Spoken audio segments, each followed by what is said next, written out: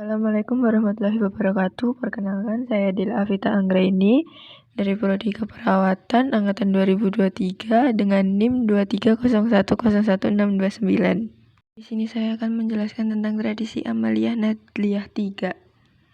Pokok pembahasannya ada 3, yaitu yang pertama ada hisab dan ruyat, kemudian yang kedua ada sholat taraweh dan sholat id, kemudian yang ketiga ada tradisi sholawatan. Pertama ada hisab dan ruyat. Hisab merupakan metode falak hitungan numerik matematika yang digunakan untuk menetapkan awal bulan Hijriyah tanpa verifikasi faktual atau ru'yah hilal. Metode falak ini bermakna sebagai hipotesis verifikatif yang belum konklusif. Menurut Thomas Jamaluddin, hisab yang dianggap akurat tergantung pada pilihan kriterianya. Titik temu yang ditawarkan secara astronomi adalah kriteria imkan rukyat atau kemungkinan bisa rukyat, atau visibilitas hilal atau keterlibatan hilal. Sementara itu, rukyatul hilal merupakan pengamatan atau observasi terhadap hilal. Hilal merupakan lengkungan bulan sabit paling tipis yang berkedudukan pada ketinggian rendah di atas ufuk barat pasca matahari terbenam atau gurub dan bisa diamati. Kemudian untuk cara pengamatannya terbagi menjadi 3, yaitu yang pertama mengandalkan mata telanjang, kemudian yang kedua mata dibantu dengan alat optik atau umumnya teleskop, hingga yang termutakhir alat optik. Umumnya teleskop, terhubung sensor atau kamera.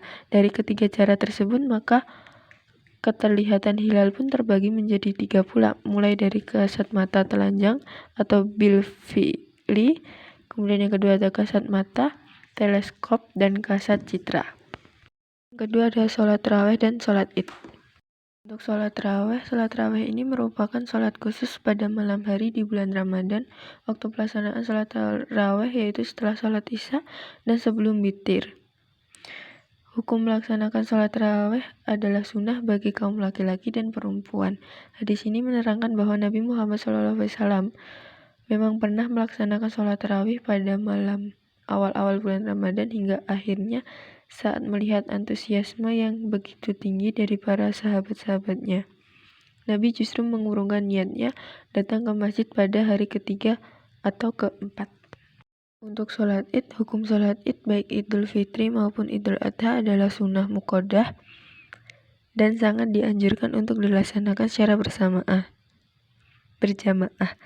Hukum ini berlaku untuk semua muslim dan muslimah baik yang modis maupun yang sederhana.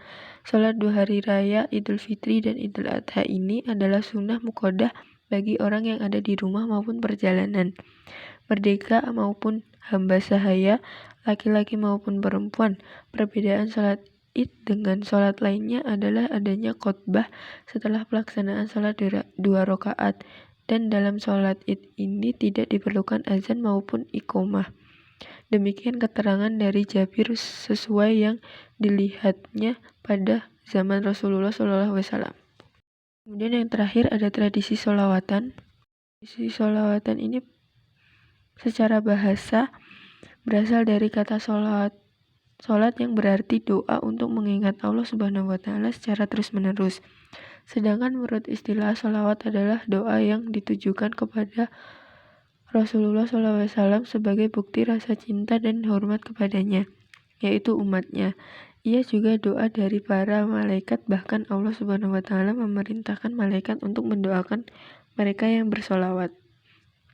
Sebagaimana terkandung dalam firman Allah surat Al-Ahzab ayat 56 yang artinya, sesungguhnya Allah dan para malaikatnya bersolawat untuk Nabi.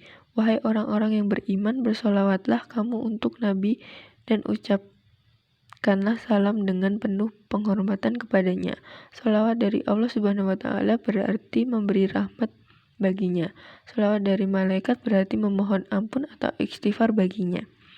Dan dari orang mukmin berarti doa agar diberi rahmat seperti dengan perkataan Allahumma sholli ala sayyidina Muhammad, yang berarti ya Allah limpahkanlah rahmat kepada junjungan kami Nabi Muhammad SAW.